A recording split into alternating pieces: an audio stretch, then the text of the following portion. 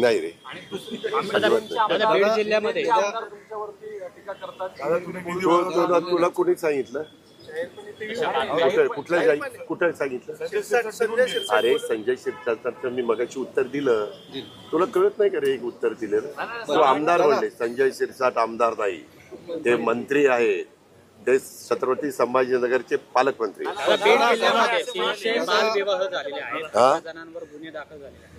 जिथं जे चुकीचं चाललेलं असेल, उद्या बीड असू दे, पुणे असू दे, महाराष्ट्र असू दे, तू देखील काही चुकीचं केलं तर ऍक्शन घेतली जाईल, कारवाई केली जाईल.